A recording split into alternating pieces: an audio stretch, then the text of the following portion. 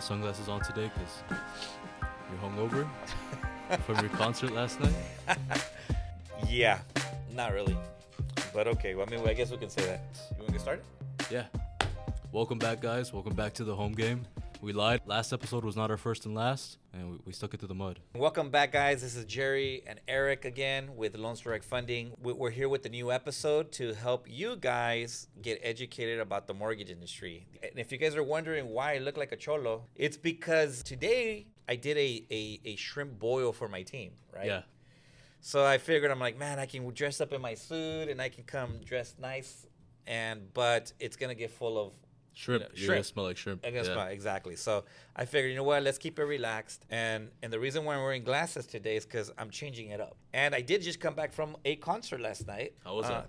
I had a blast. It was my wife and I. We had a good time, and that was it. Got back home really late, and so hence why I'm not drunk. I don't really drink. Drunk off life. Yeah, I'm drunk off. Yeah, off the high from the concert. There you go. So did you make the shrimp this morning? I did. Yeah. Got home late, got up early, started cooking. Started was cooking. Our assistant's birthday, and she asked for a shrimp boil. It was good too. Oh, thanks, bro. It was good. Appreciate that. We gotta open up a spot called the Jerry Shrimp. Yeah, I don't think so. That's funny. But yeah, welcome back, guys. This episode, kind of just hopping into it. Like we said in the last one, we're really gonna get into how do you get into this industry? How do you become a loan officer? I feel like it's if you don't know anything at all, it's kind of confusing where to start, right? So that's what we're here to help you with. We're gonna go through it step by step, and that way, hopefully, it provides you some clarity. For sure. It's extremely important to know what your roadmap is going to be. Yeah, because you can become a loan officer with no experience. I mean, I had no prior experience. You got into it, right? Because your brother got into it. So you didn't study for it before. You knew you wanted to become this, right? Right. Well, the crazy thing is that back then, you didn't have to get licensed. Oh, that's right. You could just come into it. As long as you knew somebody that knew somebody, it's kind of like you were able to get that opportunity.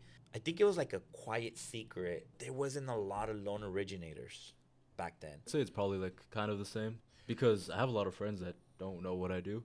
Yeah. Like I'll talk to them and they still be like, "Oh, you sell houses?" Like, well, no, I don't sell houses. I'm not a realtor. People still, oh, so you're a realtor. Hey, I'm interested in that house. I was like, bro, I literally just told you I'm the guy that's going to give you the money, that's going to find you the money so that you're able to purchase that home. Right. I'm not the one that shows it. So we're the ones that find the banks to help the customer be able to purchase the house. A lot of people don't have money to buy the house outright.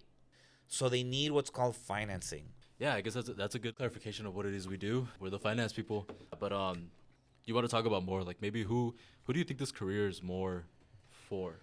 What personality would you say? What type of person? That's a great question. So if you're somebody that you're the life of the party, I love seeing houses. I like traveling. I like driving. Go be a realtor. If you want to be the guy that I can help more than one person at a time, not that realtors can't. Yeah. But we get more volume, more people. Yeah, and that's just the nature of it, right? Because a realtor is going to only be showing houses to people that are actually pre-approved, right? And that they know, the deal is actually going to be good. They have financing in line. They're good to go. Versus us, we kind of do the filtering, right? We do. We get people, and we can pre-approve them. But then also the ones that aren't ready, maybe just at that moment, we get them prepped. We let them know, well, this is what this is like the best path to getting into your home, and that way we can kind of help them so that they are prepared when they are ready to buy. Absolutely. So how do I get this license? Well, when you're ready to start moving forward in the process of becoming licensed, you have to take the educational course. And I took the class with on-course learning. Super cool. I went in there. I chose my state and the federal. And I think it gives you like 15 days to do it on your own pace, at your own pace. Again, I took my test many years ago. Mm-hmm. Now I think they have like virtual tests, virtual education. Yeah. Like you can go on fast track. Yeah. Like mine wasn't, it was self-paced in a way, but it was live like on Zoom, like on a Zoom meeting. So we had like an instructor every day. We had to be there from 8 to whatever time, like 8 to 3, 8 to 5, something like that. But it was basically like being in person because you had to check in. There was like an attendance and stuff. Yeah. But there are also those where you do it at your own pace. Yeah. So if you have a busy life, because I think we're targeting like the new, and I'm thinking, oh, these are people that are just coming out of high school, but no, it can be any age, Yeah, it could be any age. any place you are in your life right now, you can start a career path in our industry. But back to getting licensed. When you take your on course learning, what's the other one? I'm not sure. There's really a bunch on the NMLS too, and I'll put a link down in the comments, or maybe I'll just put it up here in the actual video. But on the NMLS website, it's just mortgage.nationwidelicensing.system.org. There's like a whole list of NMLS approved course providers. That way, you know that you're going to an approved place to get your licensing. It's not super expensive. What would you say? I want to say mine was around $600. The bigger package is gonna have like practice questions and all this other stuff that you may or may not want. I mean, it's really up to you. If you're brand new, you haven't been in the mortgage industry ever, you're probably gonna go with that package, right? Because you're gonna want to learn with these questions. And then you have access to practice tests, flashcards, just a bunch of stuff that really, really helps you. So, this is gonna be a good segment. Passing the NMLS test, is it difficult? Yes. Okay, you say yes. To me, when I took the test, I knew my stuff because I've been in the industry for so long. It's like you kind of already know. Me personally, it was difficult in the sense that I didn't know what to expect.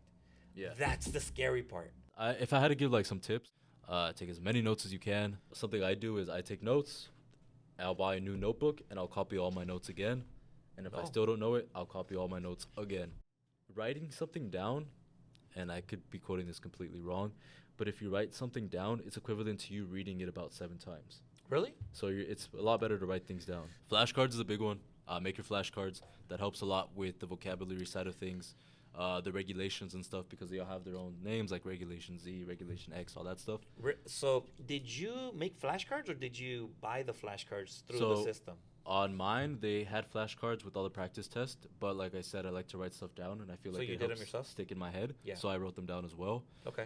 I was a very good test taker in school, so a lot of that stuff kind of just stuck with me. So I think that's why I was able to pass the test the first time, not because I'm smarter than anybody. It's just the more work you put into it, the more likely you're going to do. Like I had a teacher in high school. He was my French teacher, and he was like, you know what? Most people have the same IQ. It's not that anybody's smarter than you. It's probably just that they're working harder than you if they're doing better than you. Effort. Yeah, it's just effort.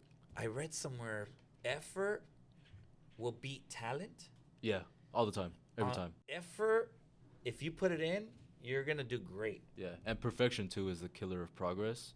I feel like that's something I'm still learning too, because I'm a perfectionist. I will say that, but it does hinder you a lot because if you try to do nothing's ever gonna be perfect. You know what? You just hit on something, because people that are perfectionists, they don't do well here. Mm-mm. You have to just I hate to say throw it up against the wall or anything like that, because we don't do that. But yeah, back to the tips. They gave us like a PDF copy of our textbook. Print it out. I found that was very helpful for me because I'm a very hands-on person, so I could highlight things, I could take notes in there. And then once you're actually there, go back on your answers. I know we've touched on this already, that you can like put answers in the back end so that you could go back to them. If you finish with time, I went back to the test and acted like if I was taking it a second time. That's good. And take mental notes of questions, because sometimes a question will have the answer to another question. Yes, that's what I was referring to earlier. Very, very important. So take care of that. Take your practice test, and people think that you can take it only one time on that CompuCram.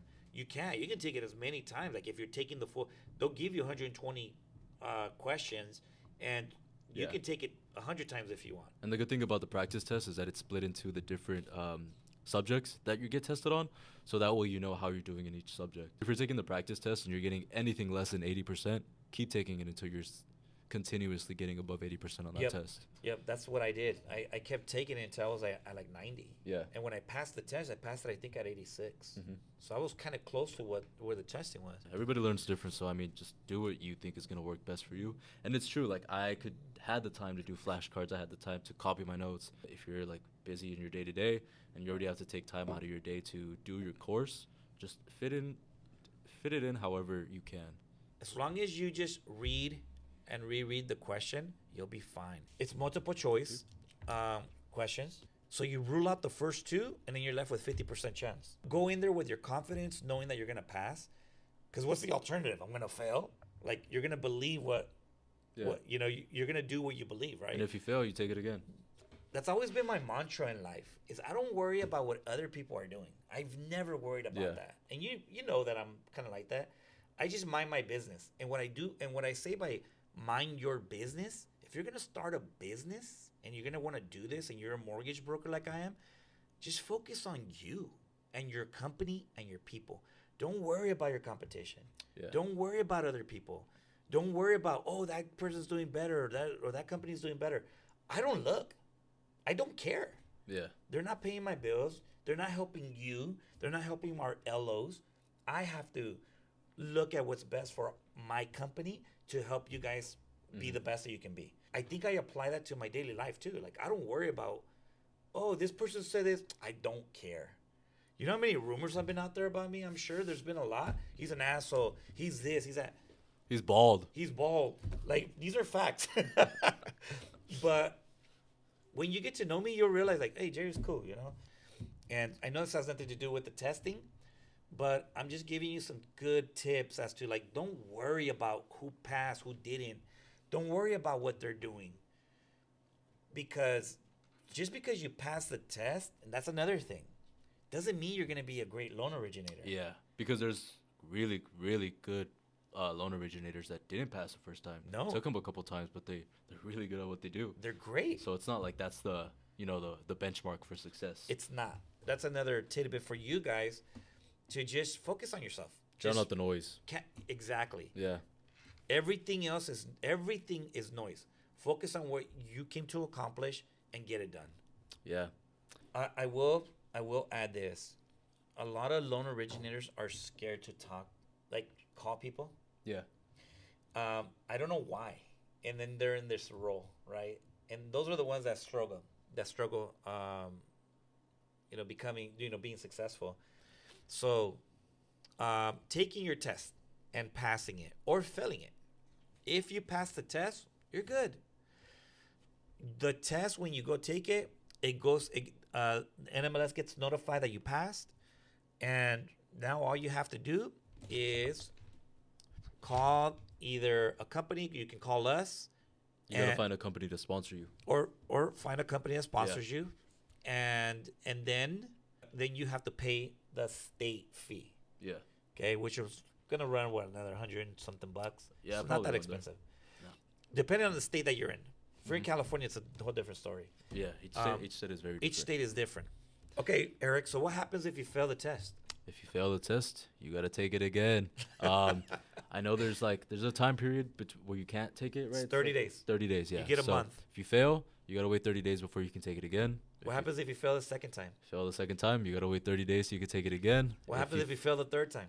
Fail that third time, you gotta take your testing all over again. So make sure you don't fail that third time. Well, no, you have to wait 6 months. Oh, that's true. You gotta wait 6 months and then do everything again. Correct. Yeah. But don't panic, guys. If you don't pass it, it's not the end of the world. When you're talking about a job, yeah, oh my God, it's the end of the world. I need that job. But when you're talking about your career path, like, don't hurt yourself or kill yourself on, oh my God, I gotta get it done. Like, I did that to myself. But when you're looking at this is a career path. Mm-hmm. Like, I have, like, this is what I want to do for the rest of my life until I retire or whatever.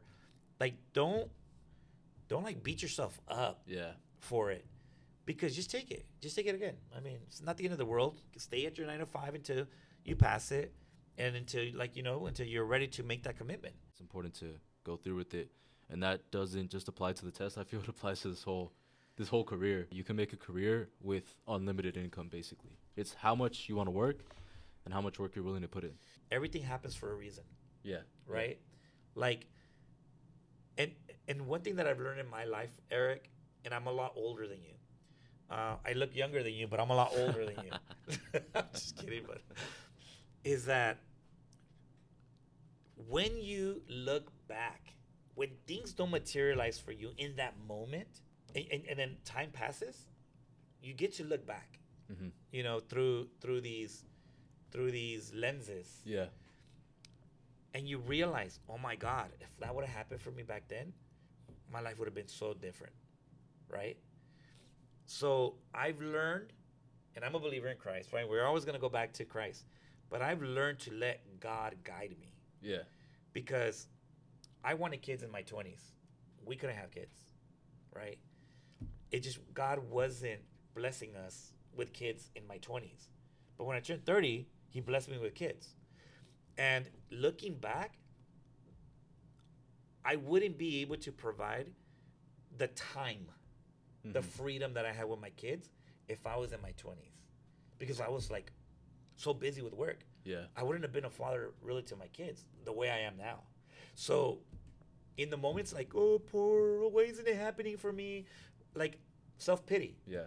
But when you mature, I feel, and you look back, it's a great point of view to know that I put too much pressure on myself where I shouldn't have, because God's got me. Yeah. Sometimes you just have to let go and let God.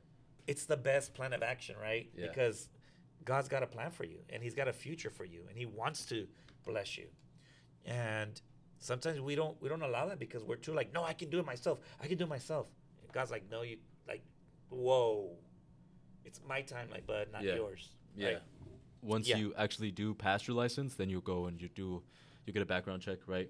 A credit check, and then any other state requirements. Like I think you need your fingerprints and stuff like that. Yep. So one of the biggest things I think what they look for with the background is they don't want to see that you were convicted for like money laundering. Yeah. In the past. Yeah. It's like 10 years, right? Credit check. Oh man, but Jerry, I have a 500 credit score. That's fine. A letter of explanation. What happened? Did you go through a divorce? Did you not just pay your bills? Like you lost your job? Like everything can be explained. Explained. You know? Yeah. Explained. So don't worry if you have bad credit. Oh my God, but I don't have good credit, or I have no credit. That's fine too. Like it's not a big deal. Not a big deal. Making your first deal. Yeah. Tell us about your first deal. My first deal was a purchase. It was family friends. They were looking to buy a house. We got the pre-qualified. But the big thing too, that's obviously a very I knew them already. Yeah. Right. But if you want to build your pipeline, most people don't know you have to come to us first. They always go to a realtor first, right? Right. Because you're on social media, you see these realtors promoting these nice houses. You like to see the house tours and things like that. But the realtor is just going to send you to one of us. They're just going to send you to a lender to make sure that you're actually going to be qualified to buy that house, right? So definitely realtor connections. That's a big one. My first actual client I would say that I got by myself was a month or two after that, and that came from a realtor. So they're kind of the I don't want to say the gatekeepers of the clients looking to buy, but they do get a lot more of them than we do. True. They and yeah, I guess they are kind of like the gatekeepers now. So I match up my clients' personalities with my realtor's personality. Yeah, and I'm assuming realtors do the same with us. Yeah, I'm sure they do. Yeah. I mean, that's just a normal thing. You're not going to get along with everybody. Even if you're a super nice person, sometimes people just don't get along. It's like a personality thing. Maybe they don't like the sound of your voice. They don't like the look of your face. Thanks, bro. Maybe they don't like that you're bald. Maybe they don't like that I have hair. I don't know. But, yeah, I mean, that's a normal thing, So now we talk about timeline for first paycheck. I guess if we're talking, from right when you started versus first time you get paid, it's going to be a couple months. Probably 90 days, I want to say. Yeah. If you're doing things right, it could be as early as 3 weeks. Mm-hmm. Yeah. So in 3 weeks, you can get paid to months. And if you're brand new, it can take a little bit of time if you're not doing your activities. So number 8, reality check. I think we kind of already touched on this. It's not easy. First few months are tough. Requires consistency. Mm-hmm. I would definitely say it's not easy. I wouldn't say it's hard either, though. I think it really just goes back to the work that you're putting in. Like if you're working a 9 to 5 and you're spending 10 minutes on the testing, it's going to be hard for you. It's going to be very difficult. Yeah, it's going to be really difficult to... You have to really want it. It's definitely what you put into it, you'll get out. You say that a lot, and I think that's definitely stuck in my head. That's the name of the game for our industry. Just be consistent. Because you know that a lot of people are not consistent. It's like what you said earlier. Hard work beats talent. Effort. Effort beats talent. There you go. Most people quit too early. Do you think that? Would you say that? I think most people are afraid of failure. So if you're scared of failing, or what you conjure your mind up to believe is failure, look at it from this perspective. I think of it as a way not to do things again. Like as a lesson. Yeah. Make your mistakes and learn from them. Yeah, That's the only way. Who will struggle? Who do you think will struggle in a position like this? I believe the person that's gonna struggle is the one that believes that they're gonna struggle. I always tell my kids this. I tell them, you can do anything and everything if you believe it. Mm-hmm.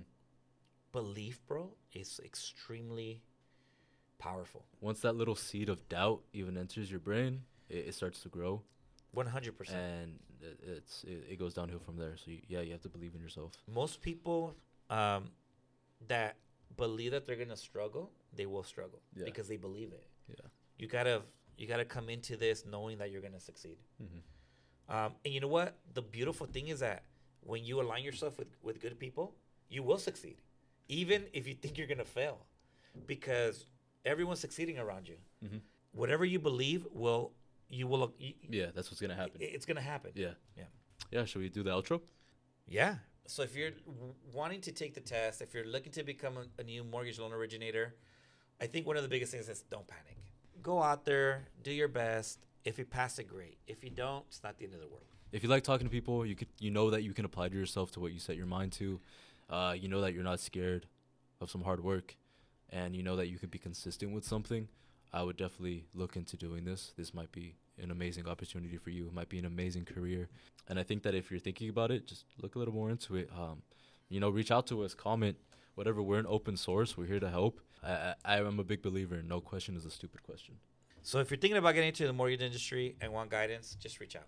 Yeah. Hopefully we gave you a good outline in here and maybe some good tips, and hopefully you guys were able to take something away from it. Thank you again for watching episode 2 of The Home Game. Yeah, thank you guys for tuning in again, or tuning in for the first time.